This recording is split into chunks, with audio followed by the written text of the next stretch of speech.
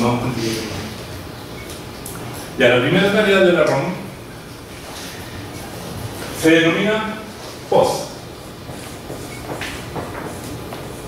Esta es la primera tarea de la ROM. El POS, o el programa de la ROM, se ejecuta al momento de arrancar el computador o al momento de resetear el computador. O sea, yo aprieto el power del computador para encenderlo y lo primero que hace el computador, si es que no estaba dormido, ¿ya? Si es que no estaba hibernando, ¿ya? Lo primero que hace es ejecutar lo que está en ROM. Y lo primero que ejecuta es el POS. POS significa Power on Self Test, o sea, testeo de sí mismo al momento de encender. Un autotesteo al momento de encender. Entonces yo enciendo el computador, ¿ya? El computador va a partir, comienza a revisar la memoria RAM, le pega una pasada grabando y leyendo la memoria RAM, ¿ya?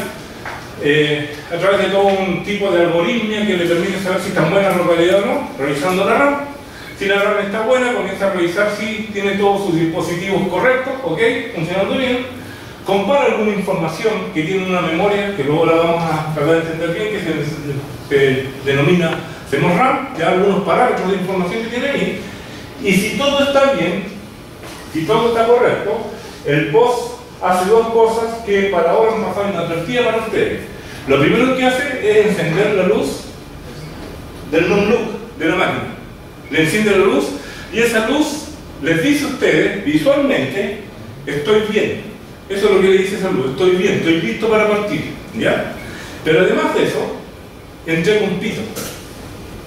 O sea, comienza el POS, revisa todo, está todo bien, enciende la luz del non-look y le entrega un pito tit, ¿ya? Un pitito tit que significa tiquita. Ah, estoy listo.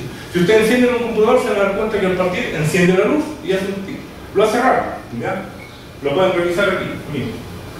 Bien.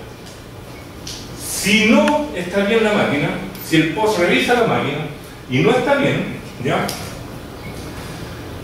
La memoria no la encuentra, la memoria está en una cantidad que dice la información que tiene ese CMOS-RAM que no es la que corresponde, la tarjeta de video no funciona como corresponde. Si ve alguna anomalía en el hardware, entonces lo que hace en ese momento es no encender la luz en un loop y nos entrega un conjunto de posibles pitos. El pito más común que vamos a poder escuchar nosotros son dos pitos juntos. Titi, que titi, dos pitos en el computador significa estoy con problemas, tengo problemas, ¿ya? ¿Por qué se hace eso?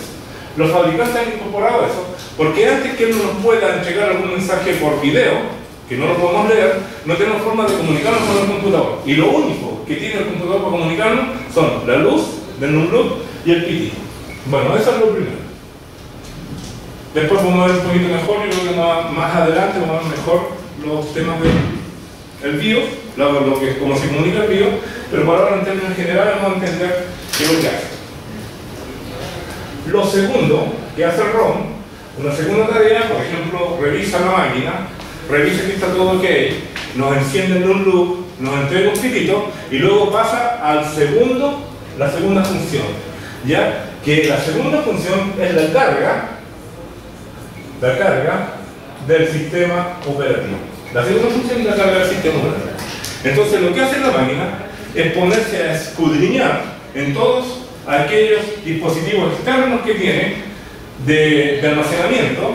Dispositivos externos, estamos hablando de discos duros, lectores de CD, DVD, estamos hablando de USB, sistemas de almacenamiento USB, estamos hablando de la red, sistemas de almacenamiento en red. Busca por sus dispositivos si es que encuentra alguno de estos elementos que tenga una característica en particular. El dispositivo que busca él se le denomina elemento booteable. ¿Qué significa booteable? Boot viene de arrancar, de partir. O sea, un elemento booteable es un elemento de almacenamiento que le permite a la máquina, que contiene un sistema operativo y le permite a una máquina arrancar, ¿ya? Yo sí puedo tenerlo con mi disco duro cargado de información, pero si no lo tengo en mi disco duro, una partición, si no tengo una parte que la tengo preparada en forma booteable, si esa partición no es de arranque, no es booteable, mi computador no va. Entonces el computador me comienza a buscar en esta segunda programa comienza a buscar por todos sus dispositivos a través de una secuencia que yo le puedo definir dentro de su configuración, comienza a buscar dónde está aquel programa que lo hace arrancar, el sistema operativo. Una vez que encuentra el sistema operativo, lo comienza a cargar, lo carga en la máquina, por supuesto, ¿dónde lo carga? Lo carga en RAM, ¿ya? Lo carga en RAM, y una vez cargado el sistema operativo en RAM, porque una vez siempre me falta el leche. Una vez cargado el sistema operativo en RAM, entonces el computador transfiere ahora el control al RAM, y ahí aparta el sistema operativo y ahí se carga la máquina el sistema operativo, ¿ya?